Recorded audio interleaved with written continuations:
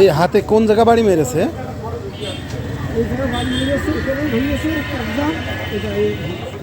ভেঙে গিয়েছে হাত? কয় জায়গায় মেরেছে? লাঠিতে মেরেছে নাকি?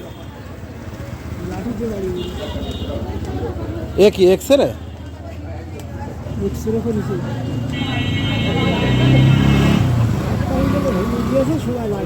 এ কি ব্যান্ডেজ করা নাকি? কখন এসে? রাত্রিরে এসে মারিল?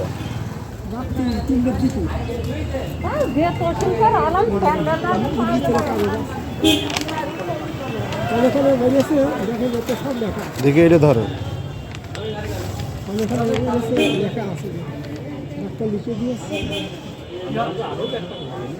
ও এই যে ক্যালসিয়াম ট্যালসিয়াম লিখেছে। 24 তারিখে, তাই না? 24 তারিখ না? এটা ঢুকাই দাও তো ভাই।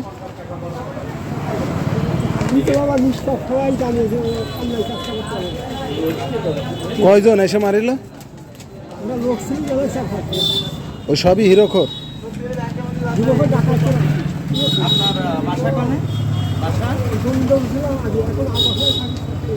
সরকারি ঘরে ওখান থেকে মারিয়েছে।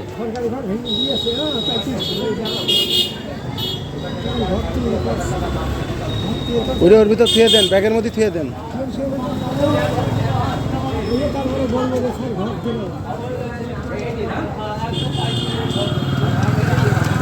কি একটা কাজ!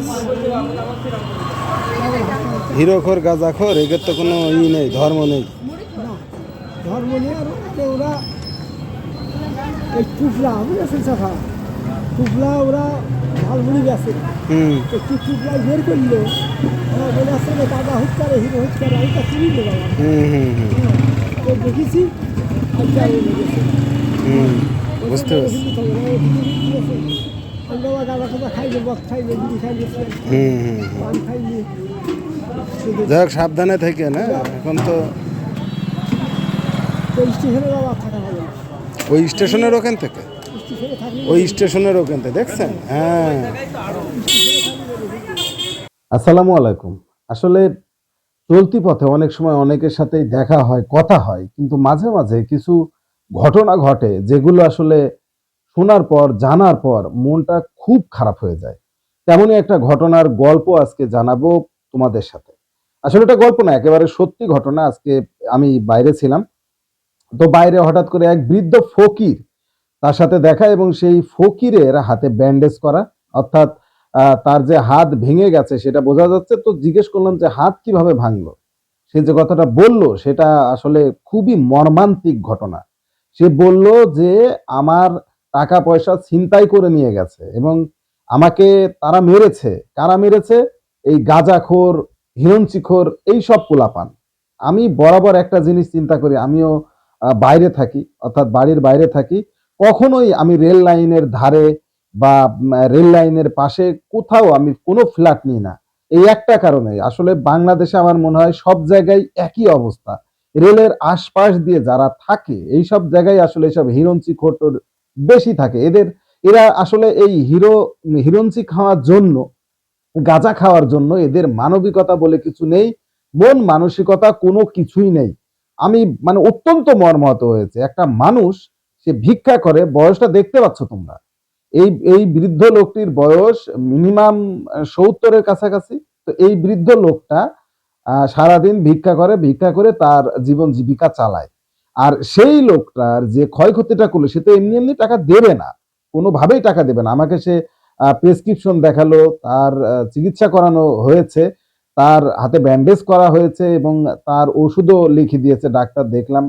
তার কাছে আমি অবশ্যই পেয়েছিলাম, ওটা দেখলাম না, ওই হাড় ভাঙার যে আল্ট্রাসাউন্ড যে পেপারটা সেটাও দেখলাম। যাই হোক, সব মিলিয়ে আসলে আমাকে খুবই মর্মস্পর্শে লেগেছে আমার কাছে যে একজন বৃদ্ধ লোক, সে ভিক্ষা করে খায়, তারও নিরাপত্তা নাই, তারও আসলে কোনো নিরাপত্তা আমাদের সমাজে এখন নাই। মানবিকতা কোথায় চলে গেছে? আসলেই কোথায় চলে গেছে? একজন হিরোখোর, একজন গাঁজাখোর, তাদের মানবিকতা কিছুই নেই। বিবেক বুদ্ধি সবকিছু লোপ পেয়ে গেছে ওই গাঁজা খাওয়ার জন্য। কি একটা পরিস্থিতি!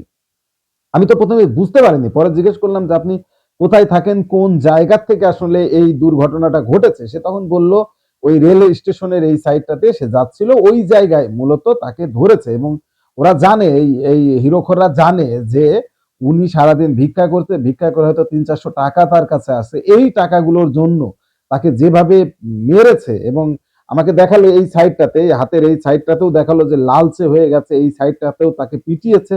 সব মিলিয়ে আসলে খুবই খারাপ লেগেছে আমার কাছে। মানে মানুষ এত নিষ্ঠুর হতে পারে, মানুষের বোধ বুদ্ধি একেবারেই মানে চলে গেছে। জগতে আসলে ভালো মানুষের নিদর্শন পাওয়া একেবারেই কঠিন, কাউকে বিশ্বাস করাও কঠিন।